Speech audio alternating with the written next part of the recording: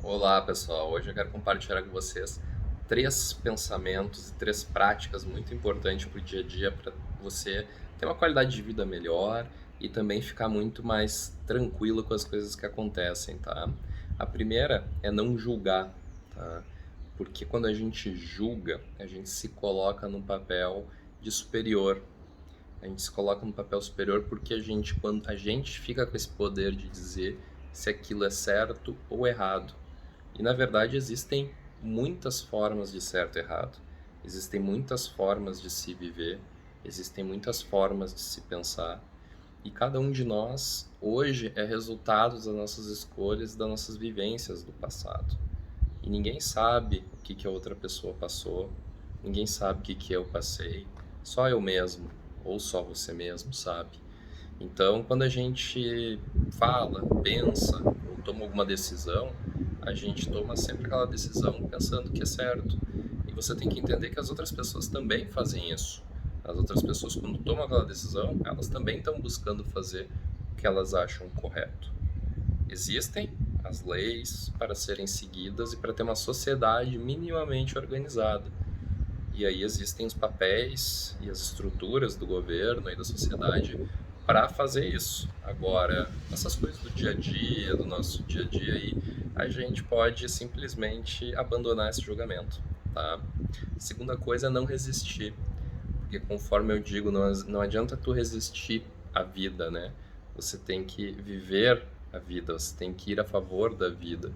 Então, todas essas questões que muitas vezes, daqui a pouco, temporal, né, ou coisas da vida mesmo que acontecem e não cabe a nós, né, não são de nossa responsabilidade, ou a gente não tem o que fazer, a gente simplesmente aceita ela e ou aproveita ela, ou se ela é muito ruim, a gente interpreta e entende como aquilo foi acontecer e como que a gente pode tirar uma lição positiva dela. Então, viva a favor da vida. Aconteceu uma coisa ruim, aprenda, se organize, se ajuste e segue a vida. Não leve para o lado pessoal, não maximize esse problema e sim simplesmente entenda que aquilo não cabia a ti e aconteceu. E aí o que cabe a ti mesmo é interpretar um pouco daquilo e levar para a tua vida uma forma melhor de ser, tá? A terceira coisa é desapegar, tá? Desapegar por quê? Porque quando a gente chegou nessa vida a gente não tinha nada. E quando a gente for embora, a gente não vai levar nada. Ou seja, nada é nosso. As coisas estão em nossa posse, né? Ou em nossa propriedade. Para quê? Para a gente aproveitar, usufruir. E a partir do momento que aquilo não for mais dessa forma, ele vai para a próxima pessoa. E muitas vezes a gente não escolhe, muitas vezes escolhem por nós. E tá tudo bem, porque as coisas cumprem seu papel, como a gente também, quando faz alguma coisa, a gente cumpre um papel. Então, a gente muitas vezes tem medo de desapegar, porque a gente tem medo de perder. Só que a gente não teria que ter medo de perder. A gente tem que ter medo de não aproveitar.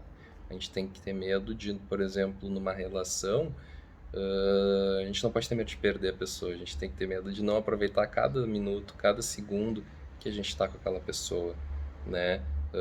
Com as coisas também, sabe? Então tem gente que não usa, não aproveita, não vive, e aí quando aquela pessoa quer ir embora ou tu perde aquela coisa, tu tem dificuldade de desapegar com aquilo.